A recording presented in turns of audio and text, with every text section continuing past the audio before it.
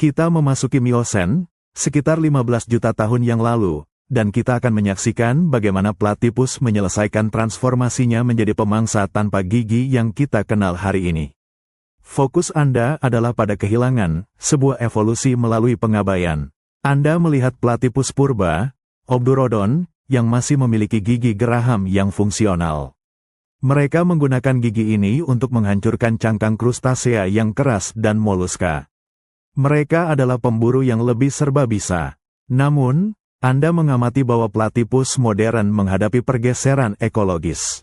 Sumber makanan mereka beralih semakin banyak ke invertebrata lunak, cacing, larva, dan makhluk yang dapat dideteksi paling efisien oleh elektroresepsi di dalam lumpur. Anda menyaksikan dilema evolusioner, mempertahankan gigi membutuhkan tulang rahang yang kuat dan padat, yang membatasi sensitivitas sensorik paruh. Gigi yang rapuh juga dapat rusak dalam tugas mencari makan di dasar sungai yang berlumpur. Perhatikan hilangnya gigi ini pada catatan fosil. Gigi geraham platypus menjadi lebih kecil dan akhirnya hilang. Sebagai gantinya, Anda melihat perkembangan pelat keratin yang menutupi rahang. Keratin ini, bahan yang sama yang membentuk kuku Anda, dapat terus-menerus tumbuh dan diganti, berbeda dengan enamel gigi yang tidak dapat diperbaiki. Ini adalah solusi biaya rendah dan berisiko rendah. Bagaimana platypus memproses makanan tanpa gigi? Anda melihatnya berburu. Mangsa dikumpulkan di paruh bersama dengan pasir dan kerikil. Platypus membawa semuanya ke permukaan, menyimpannya di kantong pipinya. Ini adalah kantong penghancur yang ia bawa pulang ke liangnya. Anda menyaksikan platypus mengunyah di liangnya. Ia menggunakan pelat keratin di paruhnya, bersama dengan pasir dan kerikil yang berfungsi sebagai batu giling, untuk menghancurkan makanan di dalam mulutnya. Ini adalah cara yang jauh lebih kuno dan kurang canggih untuk memproses makanan dibandingkan sistem geraham mamalia teria, tetapi ia berfungsi. Hilangnya gigi adalah adaptasi terhadap spesialisasi makan yang ekstrim. Dengan melepaskan gigi, platypus dapat membebaskan sumber daya metabolik dan sepenuhnya mendedikasikan moncongnya untuk tugas sensorik. Anda menyadari bahwa evolusi platypus bukanlah tentang menjadi lebih maju dalam arsitektur gigi mamalia, tetapi tentang menjadi lebih sempurna untuk ceruknya yang sangat spesifik.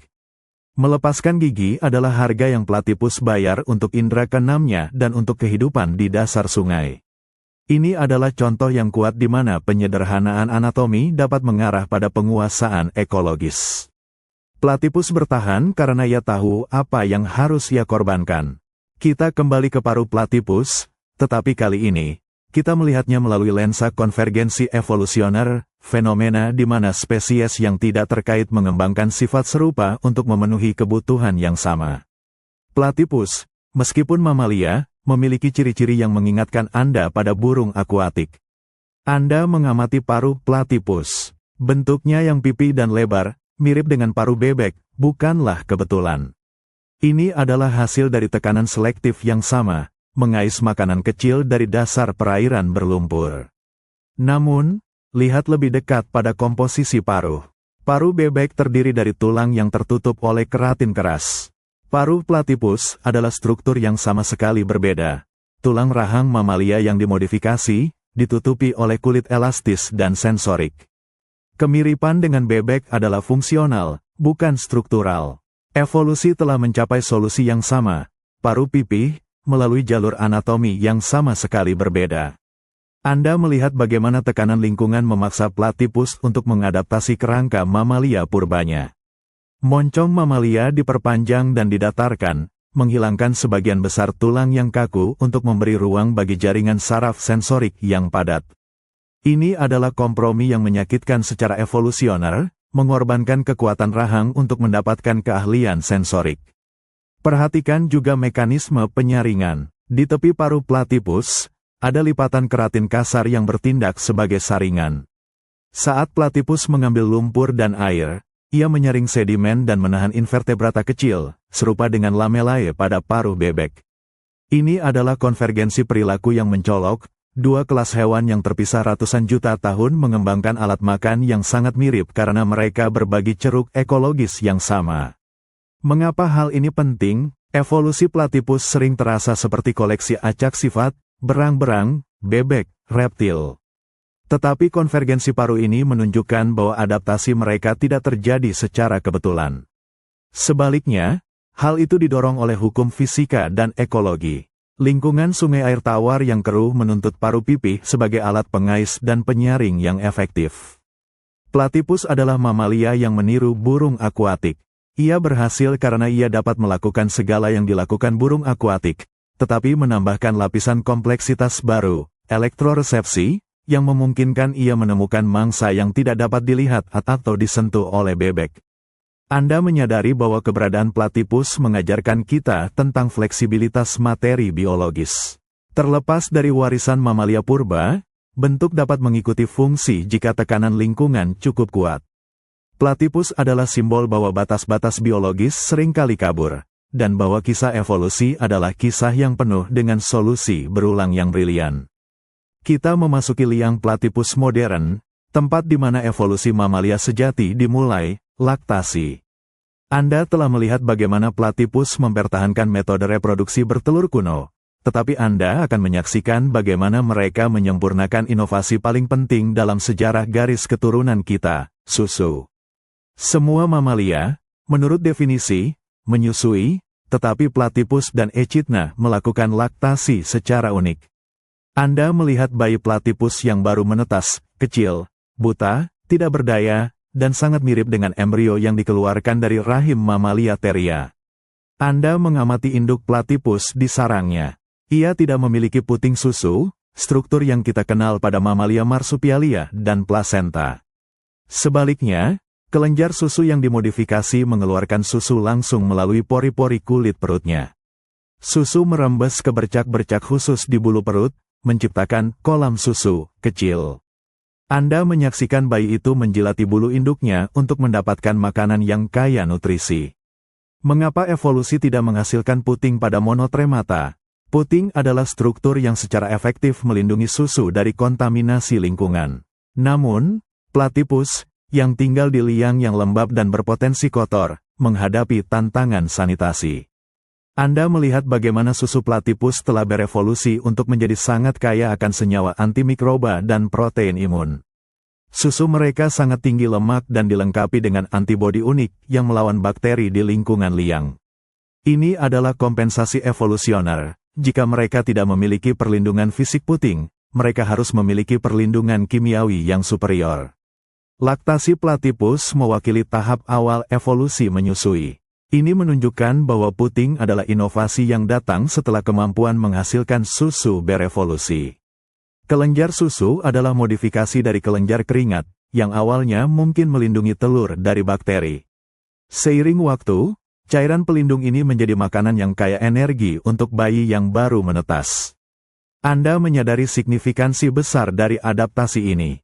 Susu, yang diproduksi secara internal dan kaya akan nutrisi yang disesuaikan, memungkinkan masa pengasuhan yang lebih lama, yang pada akhirnya mengarah pada perkembangan otak dan pembelajaran yang lebih besar. Platypus modern adalah kapsul waktu biologis, menunjukkan kepada kita titik persimpangan penting dalam evolusi mamalia.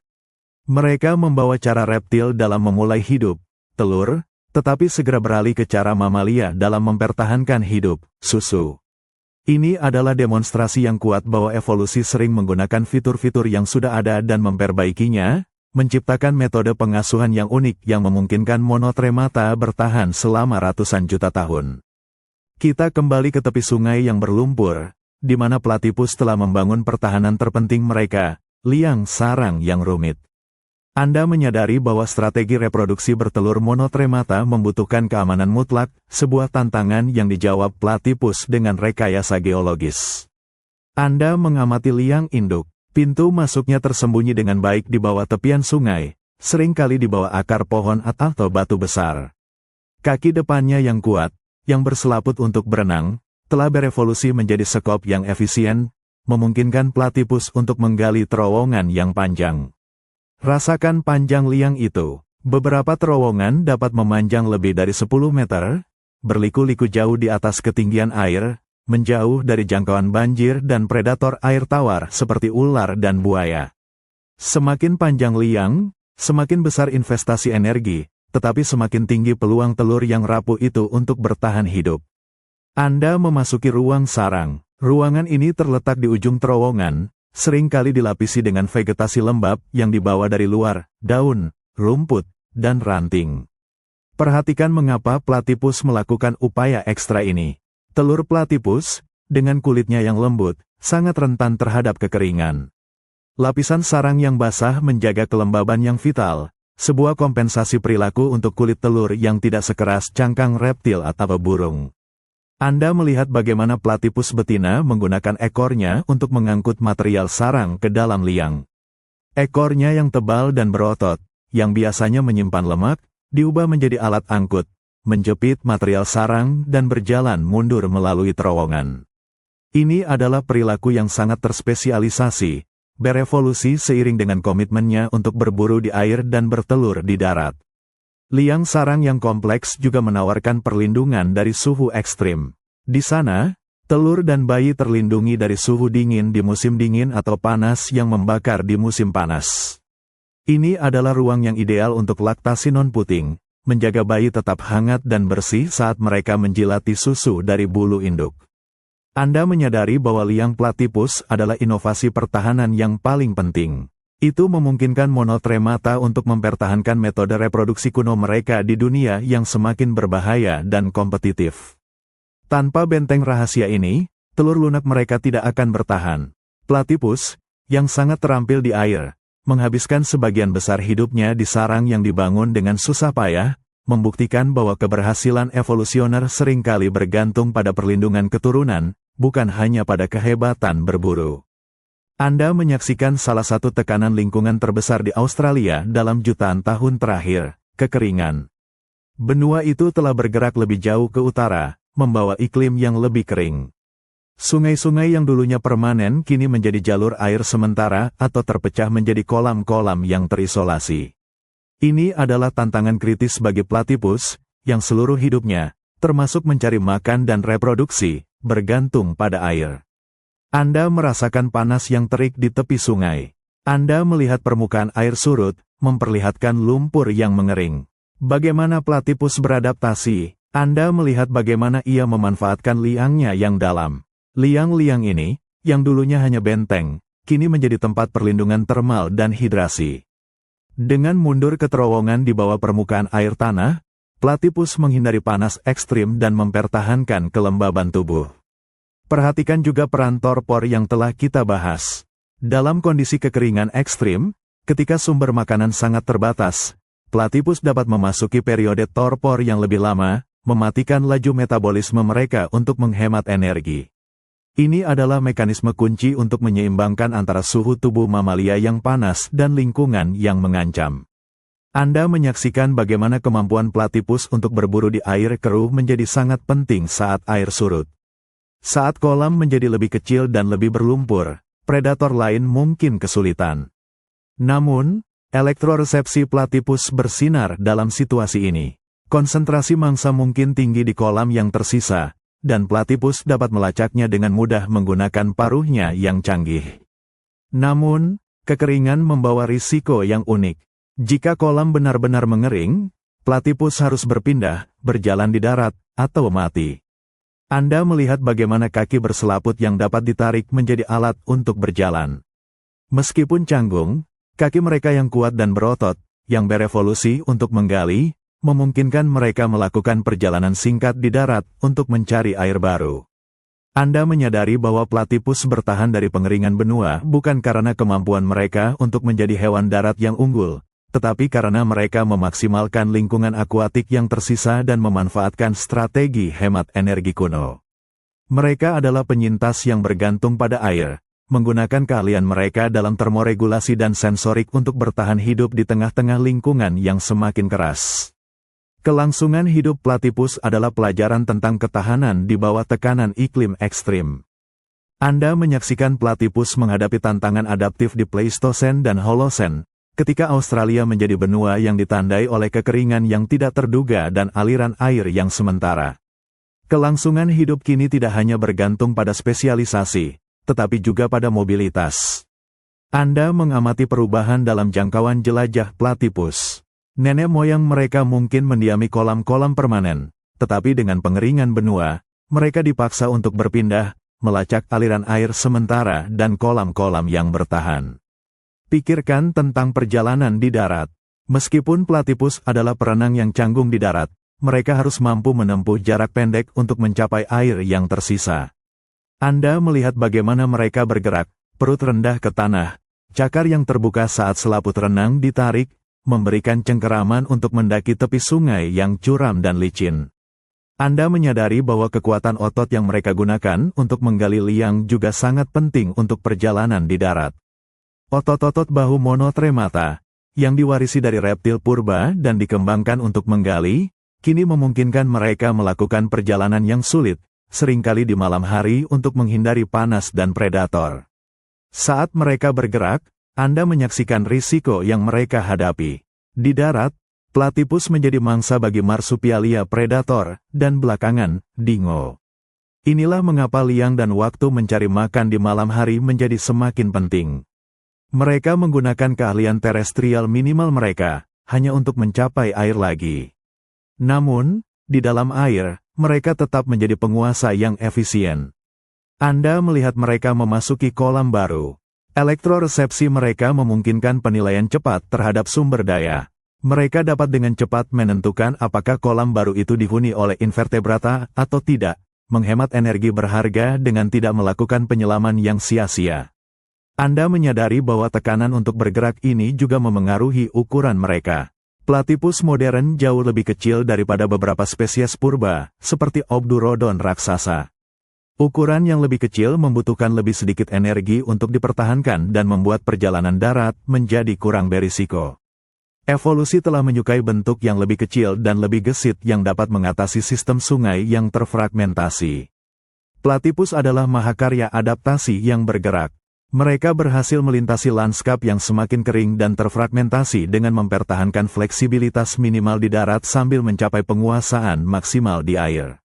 Mereka adalah saksi bisu, hidup di zaman kita, yang mengingatkan kita bahwa kelangsungan hidup seringkali terletak pada kemampuan untuk bermigrasi dan memanfaatkan setiap sisa air, terlepas dari warisan purba yang mereka bawa. Anda menyaksikan salah satu warisan paling misterius dan purba pada platypus, taji racun.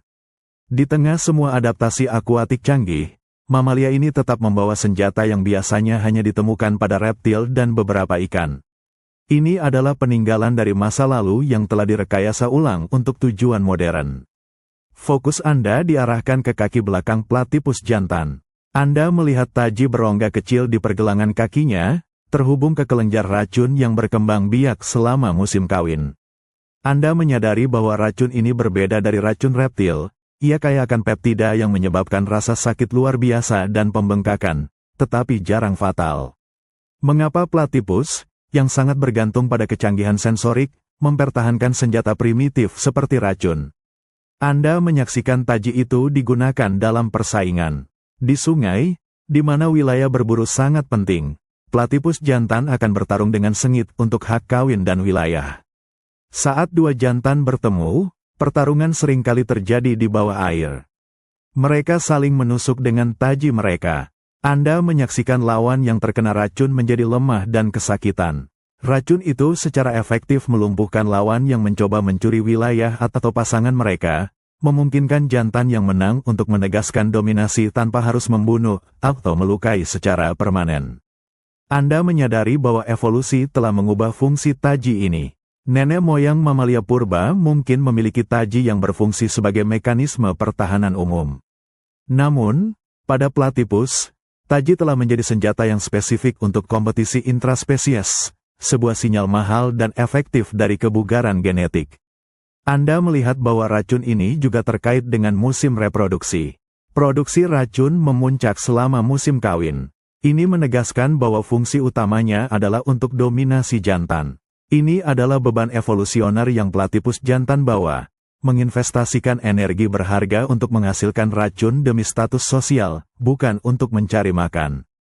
Racun platypus adalah paradoks. Ia adalah peninggalan reptil yang disempurnakan. Ia ada karena dalam isolasi Australia, persaingan jantan untuk sumber daya air menjadi sangat ketat, dan sinyal genetik yang kuat diperlukan. Evolusi platypus menunjukkan bahwa tidak ada sifat yang harus dibuang jika dapat direkayasa ulang untuk memberikan keunggulan, bahkan jika itu adalah senjata kimia primitif. Platypus adalah simbol penyintas yang menggunakan semua alat yang ia miliki, baik kuno maupun modern. Anda kembali ke musim kawin di Sungai Platypus. Atmosfernya tegang. Ini adalah satu-satunya waktu dalam setahun ketika racun platypus jantan menjadi sangat berlimpah dan mematikan. Anda menyaksikan seleksi seksual dalam aksinya, didorong oleh senjata kuno. Bayangkan jantan yang patroli di wilayahnya. Di tepi sungai yang terisolasi, kesempatan kawin adalah sumber daya yang langka dan berharga. Ketika penyusup jantan memasuki wilayahnya, perkelahian di bawah air segera terjadi. Anda melihat bagaimana taji racun itu, terletak tersembunyi di kaki belakang, digunakan sebagai belati yang cepat dan efektif. Jantan yang berkelahi berputar-putar di dalam air, mencoba menusuk lawan mereka. Racun itu, yang merupakan campuran peptida yang kompleks, bekerja cepat, menyebabkan rasa sakit yang melumpuhkan dan pembengkakan ekstrim pada anggota tubuh yang diserang. Racun platypus tidak dirancang untuk membunuh predator besar, tetapi untuk menetralkan rival sejenis. Anda menyadari tujuan dari rasa sakit yang berlebihan ini. Rasa sakit yang berkepanjangan itu adalah sinyal yang jelas bagi platypus yang menyerang. Jantan yang berhasil menahan racun dan memenangkan pertarungan harus menjadi individu yang paling kuat dan paling sehat. Ini adalah bentuk sinyal yang jujur dalam evolusi. Jantan yang berhasil mempertahankan diri, yang tubuhnya dapat mengatasi serangan racun lawan, membuktikan kualitas genetik superior kepada betina. Betina tidak memiliki taji racun, sebuah tanda yang jelas bahwa senjata ini adalah hasil langsung dari persaingan seksual jantan. Anda melihat bahwa racun ini memiliki efek sekunder yang strategis. Racun ini memperlambat pemulihan lawan. Jantan yang kalah mungkin membutuhkan waktu berminggu-minggu untuk pulih dari serangan racun, membuang waktu berharga selama musim kawin yang singkat, dan memberikan dominasi yang tak tertandingi kepada jantan pemenang. Taji racun platypus adalah contoh yang jarang terjadi di mana mamalia mempertahankan sifat reptil dan memodifikasinya untuk kompetisi sosial. Di tengah semua adaptasi mereka untuk keahlian berburu listrik dan efisiensi air, mereka juga membawa senjata purba, yang digunakan bukan untuk bertahan hidup dari pemangsa, tetapi untuk memastikan dominasi reproduksi.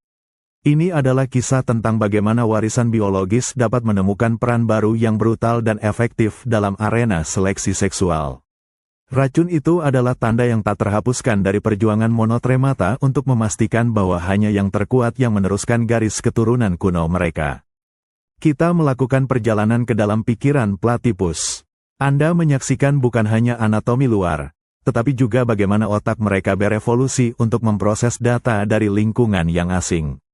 Pikirkan tentang paru elektroreseptif yang telah kita amati. Sensor canggih ini tidak ada gunanya tanpa otak yang mampu menafsirkan lonjakan sensorik yang besar. Anda memasuki korteks sensorik platypus. Dalam mamalia teria, sebagian besar area otak didedikasikan untuk penglihatan, pendengaran, atau sentuhan tangan. Namun, pada platypus, Anda melihat redistribusi neural yang radikal. Area yang didedikasikan untuk memproses informasi dari paruh mengambil alih sebagian besar korteks. Area otak untuk penglihatan dan penciuman telah menyusut secara signifikan, mencerminkan betapa kurangnya kegunaan indera tersebut di bawah air keruh.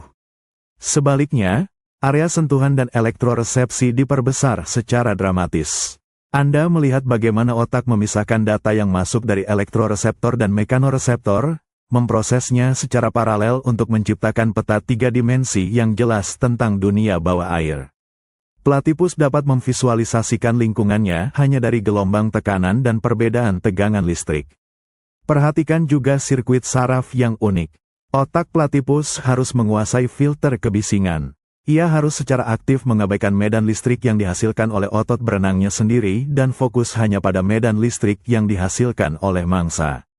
Ini adalah masalah komputasi yang sangat kompleks, yang menunjukkan tingkat spesialisasi neurologis yang mendalam. Dedikasi saraf yang ekstrim ini adalah yang memastikan dominasi platypus di ceruknya. Tidak ada predator air tawar di Australia, Marsupialia atau lainnya, yang memiliki kemampuan pemrosesan sensorik semacam ini. Mereka tidak dapat mendeteksi mangsa yang tersembunyi. Anda menyadari bahwa evolusi platypus bukan hanya tentang perubahan fisik, tetapi juga perubahan drastis dalam perangkat keras mental. Otak mereka telah diukir ulang oleh tekanan ekologis air tawar yang gelap. Monotremata mungkin tidak memiliki ukuran otak yang besar atau struktur yang rumit seperti mamalia plasenta yang paling maju, tetapi mereka memiliki korteks yang sangat terspesialisasi dan mahir dalam tugas tunggal, mendeteksi listrik. Platypus adalah bukti bahwa evolusi tidak selalu mendorong kompleksitas umum, tetapi seringkali mendorong keahlian yang sangat terfokus. Dalam kasus ini, otak platypus menjadi antena yang sempurna untuk paru sensoriknya, sebuah kisah tentang keajaiban biologis yang terjadi ketika seluruh sistem saraf berkomitmen pada indera keenam. Kita mencapai momen ikonik dari perjalanan platypus, penyelaman berburu. Anda telah melihat semua adaptasi berkembang secara terpisah. Kini Anda akan melihat mereka menyatu menjadi tindakan bertahan hidup yang mulus dan tenang. Anda mengamati platypus di permukaan air yang tenang. Kemudian, ia menyelam. Saat ia melakukannya, Anda melihat lipatan kulit yang menutupi mata dan telinganya menutup dengan sempurna. Seluruh indera tradisional, penglihatan, penciuman, dan pendengaran, dimatikan. Tubuh platypus berubah menjadi kapal selam yang sepenuhnya fokus pada sentuhan dan listrik. Bayangkan kesunyian di dalam air keruh itu, sebuah isolasi sensorik total yang akan melumpuhkan mamalia lain. Platypus, sebaliknya, mulai bergerak. Kaki depannya mengayuh, mendorongnya ke depan. Paruhnya menyapu dasar sungai secara ritmis, seperti kepala detektor logam biologis. Anda menyaksikan bagaimana gerakan itu tidak terhenti, tidak mencari. Platypus tahu kemana ia akan pergi. Komputer sensorik di otaknya memproses dua aliran data secara bersamaan, mekanoresepsi memetakan rintangan fisik dan gerakan air di sekitarnya, sedangkan elektroresepsi menunjuk langsung ke sumber kehidupan yang tersembunyi. Saat platypus mendeteksi sinyal listrik, Anda melihat perubahan halus dalam gerakan kepalanya, pemindaian yang lebih terfokus, mengunci target. Ia tidak perlu melihat mangsanya, ia hanya perlu membaca medan listriknya. Ia menggali ke dalam lumpur dan pasir, dengan keahlian luar biasa, mengumpulkan cacing atau larva yang tidak pernah menyadari bahwa mereka telah ditemukan. Setelah mangsa berada di kantong pipinya, platypus naik ke permukaan. Ia membuka matanya, ia kembali ke dunia cahaya dan suara, tetapi ia telah menyelesaikan tugasnya sepenuhnya dalam kegelapan dan keheningan, mengandalkan indera yang ditinggalkan oleh garis keturunan mamalia lainnya. Inilah puncak dari paradoks evolusioner platypus. Mereka adalah mamalia bertelur yang beracun, tetapi mereka bertahan di era modern sebagai pemburu yang sangat efisien yang beroperasi di luar 5 indera tradisional. Mereka mengajarkan kita bahwa adaptasi sejati seringkali berarti menemukan cara sama sekali baru untuk berinteraksi dengan dunia, dan bahwa evolusi menghargai keahlian yang spesifik di atas generalisasi. Platypus adalah manifestasi hidup dari keajaiban yang terjadi ketika keanehan menjadi kesuksesan. Anda kembali ke Australia modern, dan kita melihat strategi keseluruhan yang memungkinkan platypus bertahan dari Mesozoikum hingga saat ini. Ini bukan tentang memenangkan persaingan, ini tentang menghindarinya sepenuhnya. Anda melihat platypus beroperasi di sungainya, sementara marsupialia dan mamalia plasenta yang diintroduksi, seperti rubah atau kucing, mendominasi daratan. Sejak awal, monotremata tidak pernah bersaing langsung dengan garis keturunan mamalia teria yang berevolusi lebih cepat. Mereka memilih jalan yang terisolasi, baik secara geografis maupun ekologis. Perhatikan bagaimana platypus berhasil membatasi tumpang tindih ceruknya dengan marsupialia air tawar lainnya, seperti beberapa spesies berang-berang. Mereka mencapai ini melalui spesialisasi waktu dan metode berburu. Anda menyaksikan platypus secara eksklusif berburu di malam hari, di mana ia sepenuhnya mengandalkan elektroresepsi untuk menemukan mangsa yang tersembunyi. Sebagian besar predator air tawar Australia menggunakan penglihatan atau indera penciuman untuk berburu, dan mereka sebagian besar tidak aktif di malam hari atau tidak dapat menembus lumpur. Platypus beroperasi di zona yang sepenuhnya aman dari persaingan terestrial atau predator visual. Spesialisasi makanan mereka juga sangat penting. Dengan berfokus pada invertebrata kecil di dasar sungai, platipus tidak bersaing untuk mendapatkan ikan besar atau mangsa darat yang diburu oleh buaya atau marsupialia karnivora. Diet yang sangat spesifik ini, yang didukung oleh paru canggih, memastikan persediaan makanan yang stabil di ceruk yang hanya dapat mereka akses. Anda menyadari bahwa semua ciri aneh platipus, bertelur, memiliki metabolisme rendah, bulu kedap air, berkontribusi pada strategi penghindaran kompetisi ini. Bertelur memungkinkan mereka meminimalkan risiko di darat, hanya perlu membangun satu sarang aman. Metabolisme rendah berarti mereka dapat bertahan dengan mangsa kecil yang dapat mereka temukan di dasar sungai. Platipus adalah mahakarya kelangsungan hidup melalui spesialisasi ekstrim. Mereka tidak mencoba menjadi seperti mamalia lain, mereka memilih untuk menjadi platipus yang paling sempurna, menguasai lingkungan yang tidak menarik bagi orang lain. Mereka adalah bukti bahwa dalam evolusi, tempat teraman adalah di ceruk yang tidak ada pesaingnya. Mereka berhasil dengan menjadi anomali yang tidak tertandingi, sebuah kemenangan evolusioner yang sunyi. Meskipun platipus berhasil menghindari persaingan ekologis, ia tidak pernah sepenuhnya lepas dari ancaman predator. Anda melihat bagaimana evolusi telah memberinya serangkaian adaptasi pertahanan untuk bertahan dalam perlombaan senjata abadi melawan pemburu asli Australia. Anda menyaksikan predator air tawar utama, buaya purba dan ular air. Kemudian, di darat, marsupialia karnivora dan dingo yang baru tiba mengintai. Platipus harus mengembangkan strategi untuk bertahan hidup di dua lingkungan yang berbeda. Di dalam air, pertahanan utamanya adalah kegesitan dan taktik penyembunyian. Anda melihat platipus berenang cepat dan tidak terduga, didorong oleh kaki depannya. Namun, pertahanan terbesarnya adalah waktu. Dengan berburu di malam hari, ia menghindari buaya yang sebagian besar aktif di siang hari. Dengan beroperasi di lumpur, ia menghindari predator visual. Saat platipus terpaksa melakukan perjalanan di darat, Anda melihat kerentanannya. Pergerakannya yang canggung menjadikannya sasaran empuk. Inilah mengapa liang sarang yang rumit menjadi sangat penting, ia adalah garis pertahanan terakhir. Pintu masuk yang tersembunyi dan terowongan yang panjang menjauhkan sebagian besar predator darat. Namun, di tengah semua taktik penghindaran ini, Anda melihat pertahanan fisik yang paling mencolok dan tak terduga, taji racun. Meskipun racun itu terutama digunakan untuk persaingan seksual jantan, ia juga berfungsi sebagai alat pertahanan yang mengerikan terhadap predator yang berani mendekat. Anda membayangkan seekor predator marsupialia yang mencoba menyerang platipus jantan yang terpojok. Tusukan taji racun akan menyebabkan rasa sakit yang hebat dan membuat predator itu tidak mampu melanjutkan serangan. Racun ini memungkinkan platipus untuk lolos, sebuah biaya yang mahal bagi predator untuk mencoba mangsa yang tampaknya kecil dan mudah. Anda menyadari bahwa evolusi platipus terhadap predator adalah campuran yang cerdas, penghindaran perilaku, perlindungan arsitektur, liang, spesialisasi sensorik, untuk berburu di malam hari, dan senjata kimia kuno, racun. Mereka tidak melawan predator dengan ukuran atau kekuatan, mereka melawan dengan kecerdasan ekologis dan kemampuan untuk menimbulkan rasa sakit yang tak terduga. Platipus adalah pelajaran tentang bagaimana penyintas terbaik tidak selalu harus menjadi yang terkuat, tetapi yang paling sulit untuk dimakan. Mereka berhasil mengatasi predator selama jutaan tahun dengan membuat diri mereka sendiri tidak layak untuk dikejar, menggunakan semua alat yang diberikan evolusi kepada mereka, termasuk peninggalan reptil yang paling menakjubkan. Anda kini berada di tengah Pleistosen, di puncak zaman es yang mencengkeram sebagian besar dunia. Meskipun Australia tidak tertutup es secara luas, iklimnya menjadi jauh lebih dingin dan lebih kering. Ini adalah ujian terakhir bagi platipus, dan kelangsungan hidupnya bergantung pada tempat perlindungan. Anda menyaksikan bagaimana lanskap berubah. Sungai-sungai di selatan membeku, sementara banyak anak sungai di pedalaman mengering.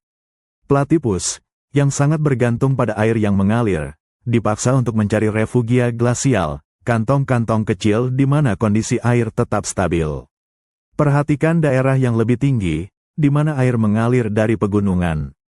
Disinilah populasi platipus berkumpul. Anda merasakan air yang sangat dingin. Bulu platipus yang kedap air kini menjadi insulasi yang sangat penting, memungkinkan mereka mencari makan di air bersuhu mendekati nol tanpa mengeluarkan energi yang fatal. Anda melihat bagaimana platypus mengandalkan torpor di tempat perlindungan ini. Di musim dingin yang paling parah, mereka memasuki keadaan dormansi yang dalam, secara drastis mengurangi kebutuhan metabolik mereka.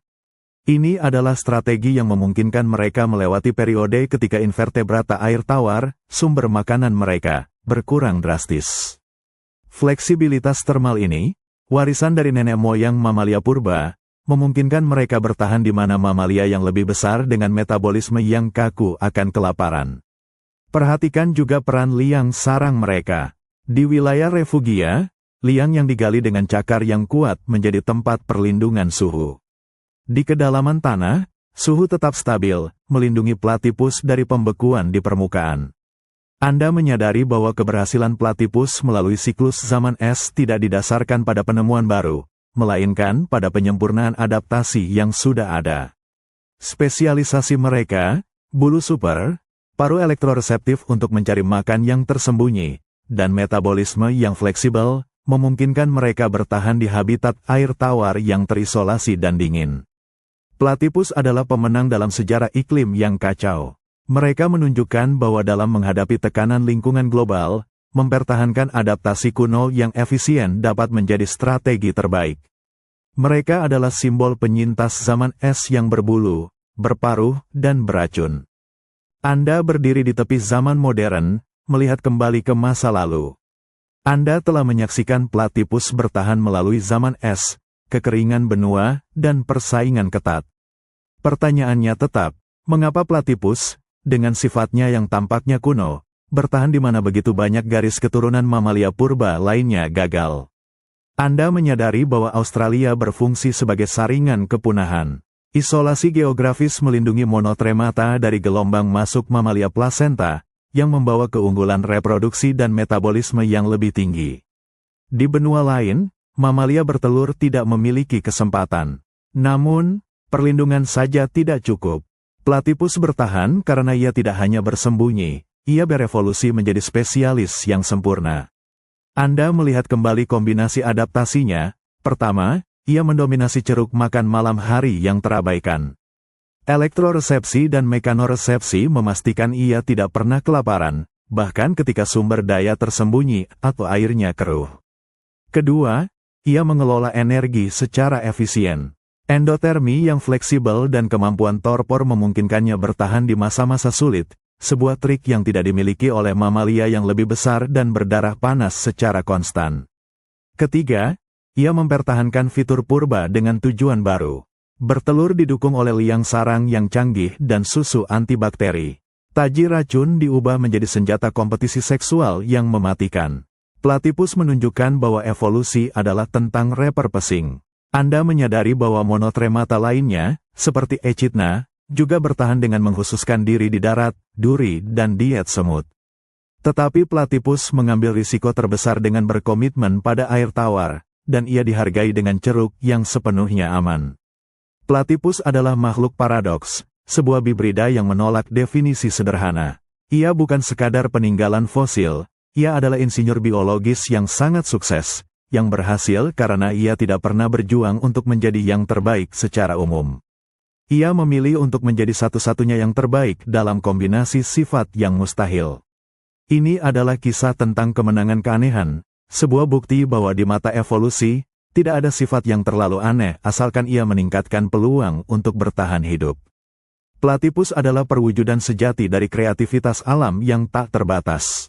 Kita berdiri di hadapan platypus modern, dan kita harus menghadapi pertanyaan yang membingungkan para ilmuwan pertama kali melihatnya. Apa sebenarnya makhluk ini? Platypus adalah anomali hidup, sebuah makhluk yang menantang klasifikasi karena ia menggabungkan sifat-sifat yang tampaknya tidak mungkin ada dalam satu spesies. Bayangkan Anda adalah naturalis abad ke-18 yang menerima spesimen platypus pertama. Anda melihat bulu mamalia, Anda melihat paruh bebek, Anda menemukan bahwa ia bertelur. Kemudian, Anda menemukan taji racun. Kebingungan itu nyata, ini seperti evolusi mencampur dan mencocokkan potongan-potongan dari gudang biologis. Anda menyadari bahwa keberadaan platypus secara paksa mengubah pemahaman kita tentang mamalia. Mereka menunjukkan bahwa nenek moyang mamalia tidak segera beralih ke kelahiran hidup atau puting susu. Monotremata adalah cabang yang sangat awal dalam pohon kehidupan mamalia, terpisah dari marsupialia dan plasenta sekitar 160 juta tahun yang lalu. Lihatlah fitur-fitur kuno yang dipertahankan platypus. Mereka memiliki kloaka, lubang tunggal untuk pembuangan dan reproduksi, warisan dari reptil purba.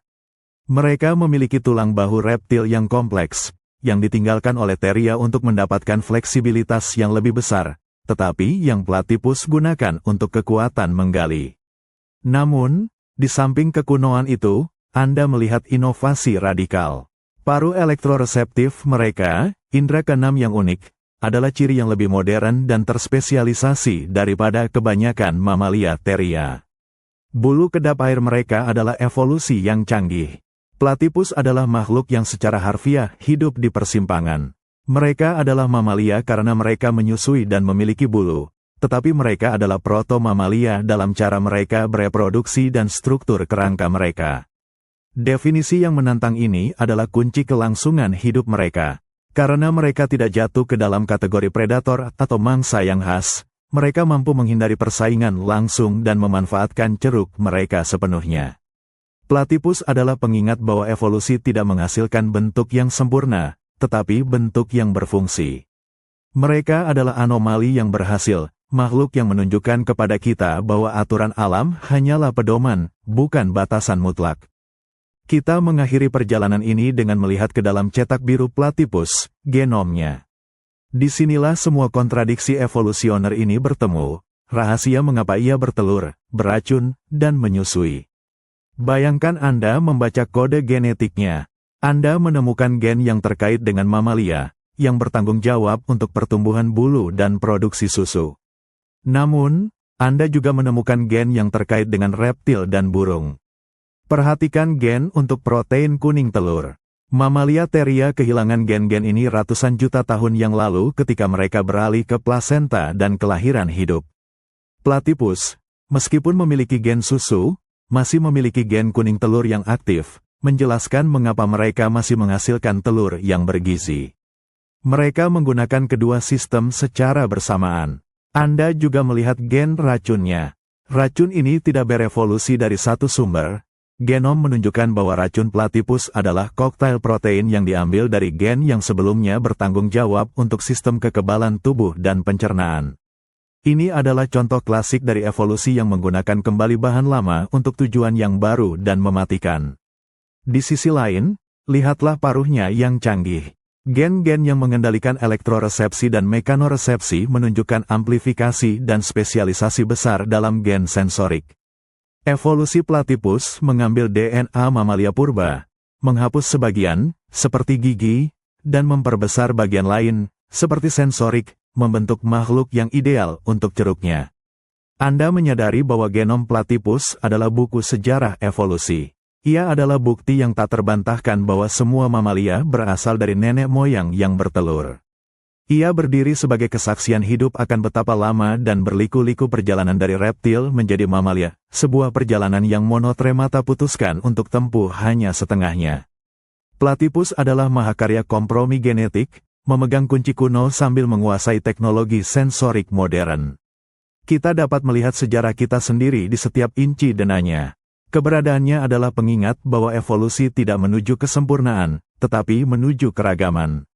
Dan terkadang, menjadi yang paling aneh adalah cara yang paling pasti untuk bertahan hidup selamanya. Kita telah melakukan perjalanan melintasi 200 juta tahun, menyaksikan platypus mengatasi setiap tantangan alam. Sekarang, di zaman modern, ia menghadapi tekanan evolusioner yang paling cepat dan paling brutal, dampak manusia. Anda berdiri di tepi sungai di Australia yang dipengaruhi oleh pertanian dan urbanisasi. Dinding batu dan beton telah menggantikan tepian berlumpur alami. Anda melihat bagaimana habitat alami platypus terfragmentasi, aliran air terputus oleh bendungan, irigasi, dan jalan. Ingatlah bahwa platypus membutuhkan kesinambungan sungai. Mereka perlu liang panjang yang aman dan sumber makanan yang konsisten. Ketika bendungan dibangun, mereka menciptakan hambatan fisik yang memecah populasi platipus yang dulunya terhubung. Anda menyaksikan populasi yang terisolasi menjadi rentan terhadap bencana lokal, seperti penyakit atau kekeringan ekstrim. Perhatikan penurunan kualitas air, pestisida, pupuk, dan polutan mengalir ke sungai. Meskipun platipus adalah pemburu elektroreseptif ulung, mereka bergantung pada invertebrata air tawar yang sensitif sebagai makanan. Polusi membunuh mangsa, secara efektif membuat platipus kelaparan di ceruk yang seharusnya aman. Anda melihat bagaimana adaptasi unik platipus kini menjadi kelemahannya. Paruhnya yang sensitif, yang begitu sempurna untuk mendeteksi medan listrik alami, menjadi terlalu rentan terhadap kebisingan listrik dari kabel listrik dan infrastruktur modern. Ia menghadapi kebisingan sensorik yang belum pernah dihadapi oleh nenek moyangnya. Lihatlah bahaya yang diciptakan oleh alat tangkap ikan, jaring dan jaring insang yang ditinggalkan. Platipus, yang menghabiskan waktu lama di bawah air dan tidak memiliki sonar seperti lumba-lumba, mudah terperangkap dan tenggelam. Kebutuhan evolusioner mereka untuk berburu di air kini berbalik melawan mereka. Anda menyadari bahwa untuk pertama kalinya dalam sejarah panjangnya, platipus tidak hanya menghadapi tekanan evolusioner, ia menghadapi laju perubahan yang terlalu cepat untuk diadaptasi. Dalam skala waktu geologis, spesies ini adalah penyintas yang teruji. Tetapi dalam skala waktu manusia, adaptasi spesialisnya yang unik kini membuatnya sangat rentan. Platipus, yang berhasil melintasi Mesozoikum dan zaman es, kini berjuang untuk bertahan hidup di abad ke-21. Meskipun platipus menghadapi ancaman yang belum pernah terjadi sebelumnya, Anda melihat bahwa warisan evolusioner mereka juga telah menanamkan ketahanan perilaku yang luar biasa. Adaptasi yang memungkinkan mereka bertahan dari Mesozoikum kini memberi mereka peluang, meskipun kecil, di dunia yang didominasi manusia. Anda menyaksikan platipus di sungai yang terfragmentasi. Mereka tidak dapat berevolusi secara fisik secepat ancaman, tetapi mereka menunjukkan fleksibilitas perilaku. Di beberapa daerah perkotaan, platipus telah belajar untuk hidup di waduk buatan dan kolam penampungan, tempat mereka menemukan makanan invertebrata yang melimpah. Ini adalah bukti bahwa mereka mampu menggunakan habitat yang dimodifikasi manusia. Perhatikan juga waktu mencari makan mereka. Meskipun platipus secara tradisional adalah hewan nokturnal, di beberapa lingkungan di mana predator asing, seperti rubah, aktif di malam hari, platipus telah terlihat berburu di siang hari. Pergeseran perilaku ini adalah taktik untuk menghindari tekanan predator, sebuah respons cepat terhadap tantangan yang diciptakan oleh spesies introduksi. Anda melihat bagaimana liang platipus, yang merupakan pertahanan terhadap banjir dan predator purba, kini menawarkan perlindungan dari aktivitas manusia. Terowongan panjang mereka sulit ditemukan oleh manusia dan hewan peliharaan. Kemampuan menggali mereka terus menjadi aset, memungkinkan mereka untuk membangun kembali liang dengan cepat di tepian sungai yang tersisa. Fleksibilitas metabolisme juga membantu. Kemampuan untuk memasuki torpor yang telah menyelamatkan mereka dari zaman es kini membantu mereka melewati periode kekeringan yang diperburuk oleh perubahan iklim dan penggunaan air oleh manusia. Mereka dapat menghemat energi saat aliran sungai dihentikan. Anda menyadari bahwa ketahanan platipus tidak datang dari inovasi baru, tetapi dari pemanfaatan yang cerdas atas alat-alat kuno. Mereka menggunakan setiap trik yang telah disempurnakan selama jutaan tahun. Namun, ketahanan ini memiliki batas. Meskipun platipus dapat beradaptasi dengan perubahan mikro, mereka tidak dapat bertahan jika habitat air tawar mereka hilang sepenuhnya. Platipus adalah simbol yang kuat. Mereka bukan hanya keajaiban evolusi, mereka adalah peringatan tentang apa yang berisiko kita hilangkan. Keberhasilan mereka selama jutaan tahun menunjukkan betapa berharganya spesialisasi dan isolasi. Kini, kita harus berjuang untuk memastikan bahwa keanehan yang luar biasa ini, yang selamat dari dinosaurus dan zaman es, dapat bertahan di era yang paling kacau dalam sejarah geologis, era kita. Kita telah mengikuti jejak evolusi platipus, sebuah perjalanan yang dimulai 200 juta tahun yang lalu. Kini, kita menyimpulkan kisah ini, merenungkan bagaimana makhluk tunggal ini dapat menceritakan sejarah kehidupan yang begitu luas. Anda melihat platipus di sungai yang tenang, berenang dengan keahlian luar biasa, sebuah keajaiban rekayasa biologis. Ia adalah kompilasi dari sejarah yang berhasil. Pikirkan kembali ke masa lalu. Dalam struktur tulang bahunya, Anda melihat arsitektur reptil purba yang memungkinkan nenek moyang mamalia pertama berjalan. Dalam sistem reproduksinya, Anda melihat langkah tengah antara reptil yang bertelur dan mamalia yang menyusui. Ia adalah cermin dari titik divergensi besar yang membentuk seluruh kelas kita. Namun, dalam paruhnya, Anda melihat masa depan yang tidak terduga, sebuah indera keenam listrik yang tidak dimiliki oleh mamalia plasenta atau marsupialia. Ini adalah teknologi biologis modern yang diwarisi dari nenek moyang monotremata air. Platypus berhasil melewati 3 kepunahan massal besar dan perubahan iklim global yang ekstrim. Ia selamat karena 2 alasan mendasar, perlindungan geografis yang diberikan oleh isolasi Australia, dan komitmen tak tergoyahkan terhadap ceruk ekologis yang sangat spesifik. Mereka memilih untuk menjadi master dari air keruh, mengandalkan sensorik di mana yang lain mengandalkan penglihatan.